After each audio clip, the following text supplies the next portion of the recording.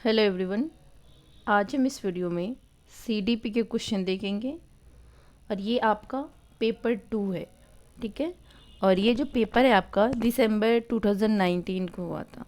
तो चलिए शुरू करते हैं। उससे पहले आप वीडियो को लाइक कर दें, शेयर कर दें और चैनल को सब्सक्राइब ज़रूर कर लें ताकि आने वाला नोटिफिकेशन आपको मिलता रहे। वीडियो को शेयर इसलिए कर दें ताकि किसी न किसी की हेल्प हो जाए, क्योंकि सीटेट के लिए प्रीवियस ईयर बहुत ही ज़्यादा इम्पोर्टेंट है। अगर आप सिर्फ प्रीवियस ईयर प्रैक्टिस कर लेते हैं तो आपको सीटेट में पास होने से कोई नहीं रोक सकते।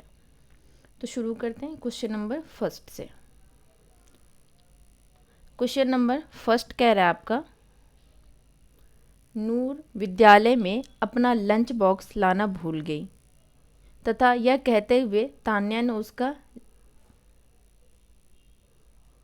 लंच साझा करने के लिए कहा। तुम्हें आज अपना लंच मेरे साथ साझा करना चाहिए क्योंकि कल मैं तुम्हारे साथ अपना लंच साझा किया था।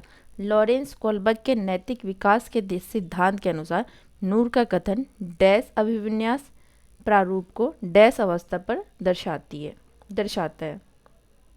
फर्स्ट कह रहे कानून एवं व्यवस्था पश्च परंपरागत, आज्ञा पालन पूर्व परंपरागत, अच्छा होना परंपरागत, आदान प्रदान परंपरागत। तो बताएं क्वेश्चन नंबर फर्स्ट का सही आंसर क्या होगा। तो इसका कहना है कि हमने आपको दिया था तो आप भी हमें दो, तो ये तो आदान प्रदान हो गया। तो option number fourth is the right answer. Noor का कथन आदान प्रदान अभिविन्यास प्रारूप को परंपरागत अवस्था पर दर्शाता है। Question number fourth is a right answer. Question number second देखते हैं। ये कह रहे समाज में विभिन्न लिंगों के लिए उपयुक्त मानी जाने वाली प्रारूपिक विशेषताओं के बारे में जन सामान्य की अवधारणाओं को क्या कहते हैं। फर्स्ट है जेंडर विभेदीकरण, जेंडर भूमिकाएं, जेंडर पहचान, जेंडर रूढ़िवादिताएं। तो इसका सही आंसर हो जाएगा option number fourth is the right answer, gender रूढ़िवादिताएं। क्वेश्चन नंबर थर्ड देखते हैं। हाल ही में पाठ्यचर्या में ऐसी कहानियों को शामिल करने के लिए विवेकशील प्रयास किया गया जिसमें पिता घर के कार्यों में लगा रहता है और माता साहसी गतिविधियों को करती है। यह कदम किस लिए महत्वपूर्ण है। फर्स्ट कह रहा है यह जेंडर पक्षपात को सशक्त बनाता है। यह जेंडर पक्षपात को सशक्त तो नहीं बनाता है। सेकेंड कह रहा है यह जेंडर रूढ़िवादिता को समाप्त करता है। बात तो सही है। यह जेंडर स्थिरता को प्रोत्साहित करता है। नहीं। यह जेंडर विभेदीकरण को बढ़ाता है। तो आप देख पा रहे होंगे कि तीन ऑप्शंस ऐसे हैं जो एक दूसरे से मिलते जुलते हैं और एक ऑप्शंस आपका बिल्कुल अलग है। तो आपका सही आंसर हो जाएगा, जैसे कि उसके जो फादर्स है घर का काम कर रहे हैं और उसके जो मदर्स है साहसी गतिविधियाँ को करती है। तो इसका सही आंसर हो जाएगा option number second is the right answer. यह जेंडर रूढ़िवादिता को समाप्त करता है। क्वेश्चन नंबर 4 देखते हैं। ये कह रहा है वाइगोस्की के अनुसार जब एक वयस्क बच्चे के निष्पादन के वर्तमान स्तर को सहयोग द्वारा विस्तारित करता है तो इसे क्या कहते हैं। फर्स्ट है खोजपूर्ण अधिगम, समीपस्थ विकास का क्षेत्र, पार्य ढांचा, अंत व्यक्तिनिष्ठता। तो इसका सही आंसर हो जाएगा option number third is the right answer, पार्य ढांचा स्कैफोल्डिंग। क्वेश्चन नंबर 5 देखते हैं।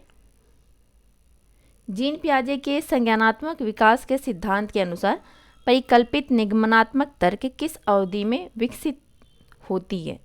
फर्स्ट कह रहे संवेदी चालक अवस्था, पूर्व संक्रियात्मक अवस्था, मूर्त संक्रियात्मक अवस्था, अमूर्त संक्रियात्मक अवस्था। ये पूछ क्या रहा है जीन पियाजे के संज्ञानात्मक विकास के सिद्धांत के अनुसार परिकल्पित निगमनात्मक तर्क पूछ रहा है।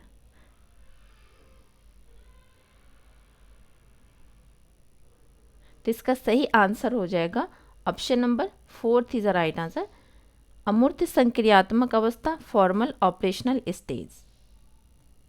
क्वेश्चन नंबर 6 देखते हैं। डैश के अनुसार बच्चों के चिंतन के बारे में सामाजिक प्रक्रियाओं तथा सांस्कृतिक संदर्भ के प्रभाव को समझना आवश्यक है। लॉरेंस कोलबर्ग, जीन पियाजे, लेवाइगोस्की, अल्बर्ट बैंडूरा। तो इसका सही आंसर हो जाएगा, कह रहे हैं डैश के अनुसार बच्चों के चिंतन के बारे में सामाजिक प्रक्रियाओं तथा सांस्कृतिक। आप देख पा रहे होंगे हमने कई सारे क्वेश्चन में आपको बताया जहाँ सामाजिक और सांस्कृतिक आ जाएगा, आप लेवाइगोस्की को कर देंगे। Option number 3 is the right answer. Question number 7 देखते हैं।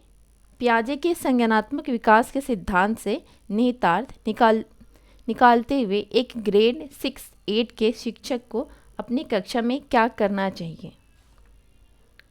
फर्स्ट कह रहा है तार्किक बहस के प्रयोग को हतोत्साहित करना चाहिए, नहीं इसको प्रोत्साहित करना चाहिए, इसलिए आपका फर्स्ट गलत हो जाएगा। ऐसी समस्याएं प्रस्तुत करनी चाहिए जिसमें तर्क आधारित समाधान की आवश्यकता होती है, बात सही है। एक अवधारणा को पढ़ाने के लिए केवल मूर्त सामग्रियों का प्रयोग करना चाहिए, ऐसा भी नहीं है। केवल निर्धारित पाठ्यक्रम पर निर्भर रहना चाहिए, सिर्फ निर्धारित पाठ्यक्रम पर भी निर्भर नहीं रहना चाहिए। तो आपका सही आंसर हो जाएगा option number 2 is the right answer.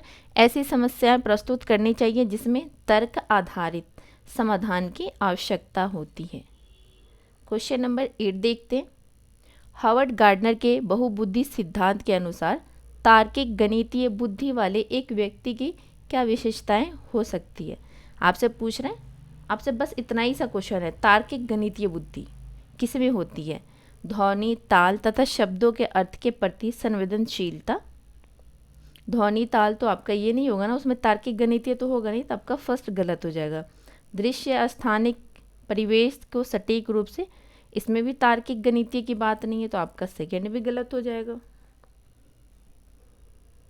Third कह रहा है संगीत में, यहाँ डांस वांस की बात हो रही है, ये भी आपका तार्किक गणितीय से रिलेटेड नहीं है। फोर्थ कह रहा है पैटर्न खोजने की और तर्क की लंबी श्रृंखला को हल करने की क्षमता और संवेदनशीलता। तो आपका सही आंसर हो जाएगा option number 4 is the right answer. Question number 9 देखते हैं। ये कह रहा है वह प्रक्रिया जिसके द्वारा बच्चे आदतों, कौशलों, मूल्यों तथा अभिप्रेरणा को विकसित करते हैं और जो उन्हें समाज का जिम्मेदार एवं क्रियाशील सदस्य बनाती है, उसे क्या कहा जाता है। समाजीकरण। सेकंड कह रहा है समावेशन। थर्ड कह रहा है मुख्य धारा से जुड़ना। फोर्थ कह रहा है विभेदीकरण। तो बताएं क्वेश्चन नंबर 9 का सही आंसर क्या होगा। इसका सही आंसर हो जाएगा option number 1 is the right answer, socialization, समाजीकरण। क्वेश्चन नंबर 10 देखते हैं। मानव विकास के संदर्भ में आनुवांशिकता तथा पर्यावरण की भूमिका के बारे में निम्नलिखित कथनों में से कौन सा सही है। व्यक्तिक विभिन्नताओं का एकमात्र कारण आनुवांशिकता है। परिवेशीय प्रभाव पूर्ण रूप से एक व्यक्ति के विकास को निर्धारित करती है। मानव विकास को न तो आनुवांशिकता और न ही पर्यावरण प्रभावित करते हैं। आनुवांशिकता एवं पर्यावरण दोनों एक जटिल पारस्परिक क्रिया के रूप में मानव विकास को प्रभावित करते हैं। तो इसका सही आंसर हो जाएगा option number 4 is the right answer. Question number 11 देखते हैं। ये कह रहा है एक प्रगतिशील कक्षा में विद्यार्थियों के द्वारा ज्ञान की संरचना की जाती है। विद्यार्थी के द्वारा निष्क्रिय रूप से ज्ञान प्राप्त किया जाता, अगर ये सक्रिय होता तो सही होता। थर्ड कह रहा है विद्यार्थी के द्वारा ज्ञान को उसी रूप में दोहराया जाता है। शिक्षक को निर्देशों के अनुसार विद्यार्थी के द्वारा ज्ञान का अनुसरण किया जाता है। तो इसका सही आंसर हो जाएगा option number 1 is the right answer, विद्यार्थी के द्वारा ज्ञान की संरचना की जाती है। क्वेश्चन नंबर 12 देखते हैं। सतत एवं समग्र मूल्यांकन में क्या शामिल है। केवल संरचनात्मक आकलन, केवल संकलनात्मक आकलन, ना तो संरचनात्मक ही ना ही संकलनात्मक आकलन। फोर्थ कह रहा है विविध प्रकार की रणनीतियों का प्रयोग करते हुए दोनों संरचनात्मक एवं संकलनात्मक आकलन का प्रयोग करना। तो इसका सही आंसर हो जाएगा option number 4 is the right answer. Question number 13 देखते हैं। आपकी कक्षा के एक विद्यार्थी को विभिन्न स्रोतों से बार बार यह बताया गया कि उसके सामाजिक वर्ग के लोग शैक्षिक क्षेत्र में निम्न स्तरीय प्रदर्शन करते हैं। इस रूढ़िवादिता एवं परिणामिक रूढ़िवादी आंशिक आशंका के प्रभाव को कम करने के लिए एक शिक्षक को क्या पहल करना चाहिए। फर्स्ट कह रहे हैं आपका, इस प्रकार के सरोकारों को अनदेखा नहीं करना है, हमें उसको सॉल्व करना होता है। विभिन्न सामाजिक वर्गों के विद्यार्थियों के बीच प्रतियोगिता आयोजित करनी चाहिए। इसमें प्रतियोगिता आयोजित करके कोई फ़ायदा नहीं है। थर्ड कह रहे हैं विद्यार्थी से पढ़ाई छोड़कर किसी अन्य क्षेत्र में शामिल होने की सलाह देनी चाहिए। हम विद्यार्थी को पढ़ाई छोड़ने के लिए कैसे कह सकते हैं, इसलिए आपका थर्ड गलत हो जाएगा। फोर्थ कह रहे हैं विभिन्न सामाजिक वर्गों के रोल मॉडल से संबंधित कहानियाँ एवं उदाहरणों को प्रस्तुत करना चाहिए। तो आप देख पा रहे होंगे कि आपका ऑप्शन नंबर 4 बहुत ही पॉजिटिव ऑप्शन है, तो सही आंसर हो जाएगा option number 4 is the right answer. Question number 14 देखते हैं। एक समावेशी कक्षा में शिक्षक को क्या करना चाहिए। यह विश्वास करना चाहिए कि प्रत्येक बच्चे में अपनी योग्यताओं एवं शक्ति के अनुसरण सीखने की क्षमता, अशक्त अधिगमकर्ताओं के प्रति दया एवं सहानुभूति का भाव प्रदर्शित करना चाहिए। बच्चों को अपाहिज बच्चा, मंदबुद्धि बच्चा आदि के रूप में वर्गीकृत करना चाहिए। ये तो बिल्कुल निगेटिव ऑप्शंस हैं। थर्ड तो आपका बिल्कुल गलत हो जाएगा। फोर्थ कह रहा है केवल प्रतिभाशाली एवं योग्य बच्चों पर, नहीं, ये आपका गलत हो जाएगा। तो बताएं 14 का क्या सही होगा, ए फर्स्ट या सेकंड। इसका सही आंसर हो जाएगा option number first is the right answer. यह विश्वास करना चाहिए कि प्रत्येक बच्चे में अपनी योग्यता और शक्ति के अनुसार सीखने की क्षमता है। क्वेश्चन नंबर 15 देखते हैं। ये कह रहा है एक विद्यार्थी कक्षा में निम्नलिखित लक्षण प्रदर्शित करता है। पढ़ने के प्रति चिंता, शब्दों या अक्षरों को पहचानने में कठिनाई, निम्न स्तरीय शब्दावली कौशल, पहले पढ़े हुए पाठों को समझने या याद करने में कठिनाई। ये किसके सूचक हैं। फर्स्ट कह रहे हैं एक सवालीन विद्यार्थी के, एक सृजनात्मक, अगर ये सृजनात्मक विद्यार्थी होता तो ये सब कठिनाइयाँ नहीं होती। अधिगम अशक्तता वाले विद्यार्थी के, मानसिक क्षति वाले विद्यार्थी के। तो इसका सही आंसर हो जाएगा option number third is the right answer, अधिगम अशक्तता वाले विद्यार्थी के। क्वेश्चन नंबर 16 देखते हैं। एक शिक्षक एक समावेशी कक्षा में विशेष योग्यता वर्ग वाले अधिगमकर्ताओं की आवश्यकताओं को किस प्रकार से बता सकता है, संबोधित कर सकता है। आकलन के लिए पेपर पेंसिल टेस्ट का प्रयोग करना तथा अभ्यास एवं रटने पर बल देना। जहाँ रटने की बात आएगी आप उसको गलत कर देंगे। सेकंड कह रहा है विद्यार्थी को निर्देश देने के लिए एक रूप तरीका हमें प्रयोग नहीं करना है, उपयोग नहीं करना है। थर्ड कह रहा है अत्यधिक लिखित गृह कार्य देना तथा उत्तरों को अन्य प्रतिभाशाली विद्यार्थियों से नकल करने पर दबाव डालना। ये तो बिल्कुल आपका गलत हो जाएगा। फोर्थ कह रहा है प्रत्येक विद्यार्थी के अधिगम के सशक्त पक्षों एवं कमजोरियों के विश्लेषण के आधार पर विशिष्ट अधिगम उद्देश्यों को विकसित करना। तो आपका सही आंसर हो जाएगा option number 4 is the right answer. Next question देखते हैं। क्वेश्चन नंबर 17 कह रहे हैं एक शिक्षिका अपनी कक्षा में सृजनात्मक विद्यार्थी को किस प्रकार से प्रोत्साहित कर सकती है। अब सारी चिंतन पर बल देकर, सारी चिंतन को हतोत्साहित करके, अनेक परिप्रेक्ष्यों को प्रोत्साहित करके तथा मूल्य विचारों को महत्व देकर, विद्यार्थियों को जोखिम लेने और चुनौतियों का सामना करने से हतोत्साहित करके। तो बताएं 17 का सही आंसर क्या होगा। इसका सही आंसर हो जाएगा, पूछ क्या रहा है, सृजनात्मक विद्यार्थी को किस प्रकार प्रोत्साहित कर सकते हैं। तो option number 3 is the right answer, अनेक परिप्रेक्ष्यों को प्रोत्साहित करके तथा मूल्य विचारों को महत्व देकर। क्वेश्चन नंबर 18 देखते हैं। ये कह रहा है निम्नलिखित में से कौन सा कारक कक्षा में सार्थक अधिगम का पक्ष लेता है। बच्चों को पढ़ने के लिए अभिप्रेरित करने हेतु परीक्षणों की संख्या को बढ़ाना, बच्चों को पढ़ने के लिए अभिप्रेरित करने हेतु पुरस्कारों को बढ़ावा देना, निर्देश के लिए केवल व्याख्यान विधि को अपनाना, विषय वस्तु तथा बच्चों के संपूर्ण कुशल क्षेम एवं अधिगम के प्रति सच्चा सरोकार रखना। तो इसका सही आंसर हो जाएगा option number 4 is the right answer. Next question देखते हैं। क्वेश्चन नंबर 19 कह रहा है निम्नलिखित में से कौन सा प्रभावशाली समस्या समाधान रणनीति का एक उदाहरण है। फर्स्ट कह रहा है समाधान के मूल्यांकन पर बिल्कुल ध्यान नहीं देना। हमें समस्या समाधान रणनीति का उदाहरण भी देना है और उस पर बिल्कुल ध्यान भी नहीं देना, ये तो गलत बात है, इसलिए आपका फर्स्ट गलत हो जाएगा। क्रियात्मक अनम्यता एक वस्तु के केवल परंपरागत कार्य पर ध्यान देना, केवल परंपरागत पे नहीं देना, इसलिए आपका सेकंड गलत हो जाएगा। प्रतिक्रिया निर्धारण समस्या प्रस्तुतिकरण के एक ही आयाम से सीमित रहना, एक ही आयाम से भी सीमित नहीं रहना, इसलिए आपका थर्ड गलत हो जाएगा। फोर्थ कह रहा है साधन साध्य विश्लेषण समस्या को अनेक उपलक्ष्यों में विभाजित करना, तो आपका सही आंसर हो जाएगा option number 4 is the right answer. Question number 20 देखते हैं। निम्नलिखित में से कौन सी शिक्षण अधिगम के लिए एक प्रभावशाली शिक्षण प्रणाली नहीं है। जो नहीं है वो आपको बताना है। बच्चों को अंतर्दृष्टि के द्वारा अनुमान लगाने के लिए प्रोत्साहित करना, ये तो आपका सही है।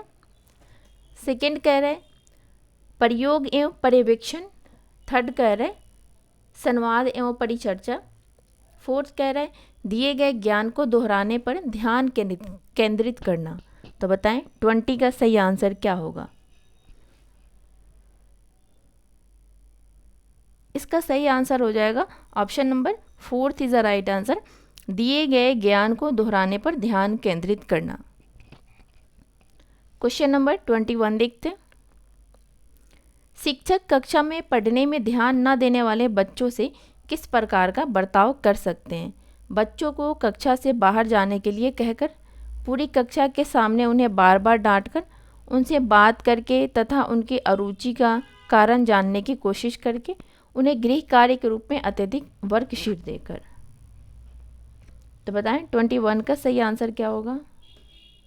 इसका सही आंसर हो जाएगा option number 3 is the right answer, उनसे बात करके तथा उनकी अरुचि का कारण जानने की कोशिश करके। क्वेश्चन नंबर 22 देखते हैं। संरचनावादी उपागम बताता है कि डैश ज्ञान की संरचना के लिए अत्यंत आवश्यक है। विद्यार्थी का पूर्व ज्ञान, अनुबंधन, दंड, यंत्रवाद याद करना। इसका सही आंसर हो जाएगा option number 1 is the right answer, विद्यार्थी का पूर्व ज्ञान। क्वेश्चन नंबर 23 देखते हैं। बच्चे अनेक घटनाओं के बारे में सहजानुभूत सिद्धांत की रचना करते हैं। इस पृष्ठभूमि में एक शिक्षक को क्या करना चाहिए। फर्स्ट कह रहे हैं संवाद के द्वारा बच्चों की इन अवधारणाओं को चुनौती देनी चाहिए। सेकंड कह रहा है बच्चों के इन विचारों को खारिज करना चाहिए, खारिज हमें नहीं करना है। बच्चों के विचारों और सिद्धांतों को अनदेखा भी नहीं करना है। बच्चों के इन विचारों के लिए डांटना चाहिए, ये भी नहीं करना है। तो आपका सही आंसर हो जाएगा option number 1 is the right answer, संवाद के द्वारा बच्चों की इन अवधारणाओं को चुनौती देना चाहिए। नेक्स्ट क्वेश्चन देखते हैं। क्वेश्चन नंबर 24 कह रहे हैं संज्ञान एवं संवेग के बीच में किस प्रकार का संबंध होता है। तो आपको पता ही होगा, मैंने कई सारे क्वेश्चन में वीडियो में आपको बता रखा है कि संज्ञान और जो संवेग है ये इंटर रिलेटेड है, एक दूसरे से जटिल रूप से संबंधित है। तो चलिए देखते हैं। क्वेश्चन नंबर 1 कह रहा है एक दूसरे से स्वतंत्र है। तो हमने तो आपको बताया था कि ये स्वतंत्र नहीं है, तो आपका फर्स्ट गलत हो जाएगा। एक दिशीय संवेग ज्ञान को प्रभावित करता है, नहीं, दोनों करता है। एक दिशीय संज्ञान संवेग को प्रभावित करता है, नहीं। द्विदिशीय जो संज्ञान है वो संवेग को प्रभावित करता है, जो संवेग है वो संज्ञान को प्रभावित करता है। दोनों के बीच एक गतिशील पारस्परिक क्रिया होती है। तो इसका सही आंसर हो जाएगा option number 4 is the right answer. Question number 25 देखते हैं। निम्नलिखित में से कौन से कारक अधिगम को प्रभावित करते हैं। मतलब ऐसे 4 कारक आपके दे रखे हैं और आपसे ये पूछ रहे हैं ऐसे कौन से कारक हैं जो अधिगम को प्रभावित करते हैं। विद्यार्थियों की अभिरुचि ये भी प्रभावित करता है, विद्यार्थियों का संवेग स्वास्थ्य ये भी प्रभावित करता है, शिक्षा शास्त्रीय रणनीतियाँ ये भी आपका प्रभावित करता है, विद्यार्थी का सामाजिक एवं सांस्कृतिक संदर्भ तो ये भी आपका प्रभावित करता है। तो फर्स्ट, सेकेंड, थर्ड, फोर्थ आपका सही है। देखिए किस ऑप्शन में है, तो option number 4 is the right answer. Question number 26 देखते हैं। ये कह रहे हैं निम्नलिखित में से क्या ज्ञान के सार्थक संरचना की प्रक्रिया का एक महत्वपूर्ण पहलू है। फर्स्ट कह रहे हैं सामाजिक पारस्परिक क्रियाएं, सेकेंड कह रहा है लगातार अभ्यास तथा बार बार स्मरण करना, पुरस्कार एवं दंड, जहाँ पुरस्कार और दंड आएगा आप उसको सीधा कट कर देंगे, उद्दीपन प्रतिक्रिया संबंध। तो बताएं 26 का सही आंसर क्या होगा।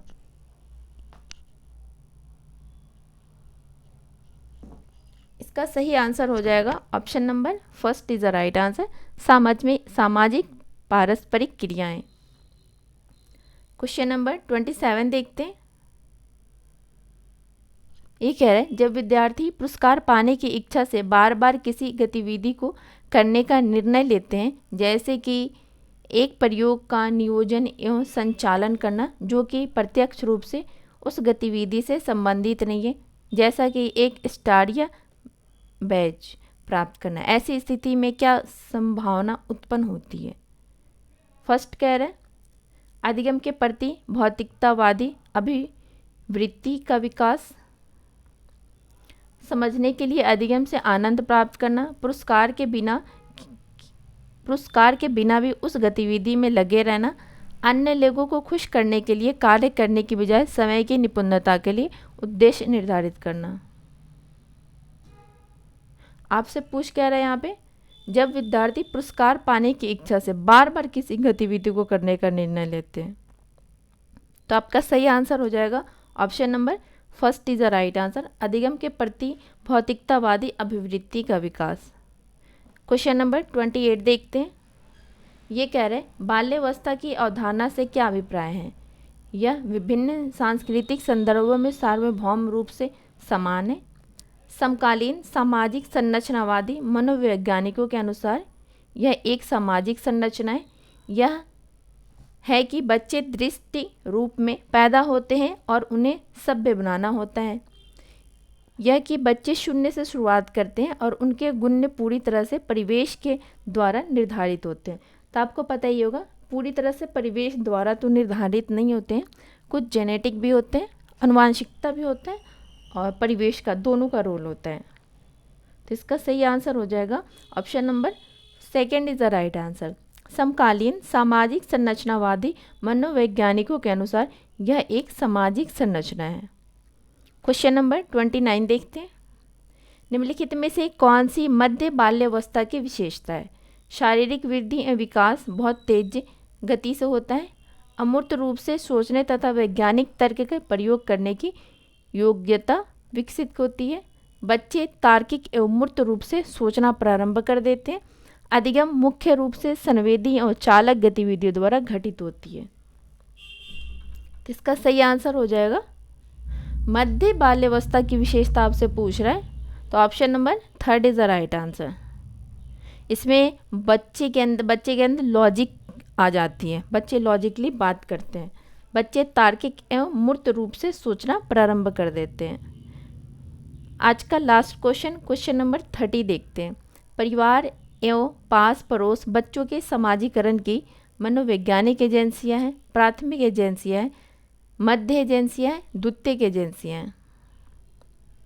तो इसका सही आंसर हो जाएगा, मैंने आपको कई बार बता दिया कि परिवार एवं आस पड़ोस बच्चों के समाजीकरण की, जहाँ परिवार आ जाएगा तो आपका सही आंसर हो जाएगा प्राथमिक एजेंसियां हैं, option number second is the right answer.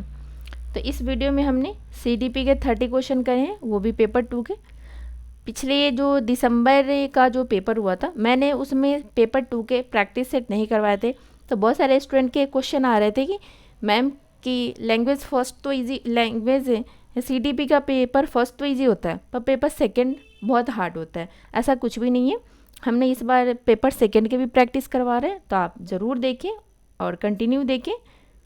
तो मिलते हैं आपसे नेक्स्ट वीडियो में, तब तक आप वीडियो को लाइक करें, शेयर करें। अगर आप इस चैनल पर नए हैं चैनल को सब्सक्राइब ज़रूर कर लें और शेयर ज़रूर कर दें ताकि किसी की हेल्प हो जाए। Thank you.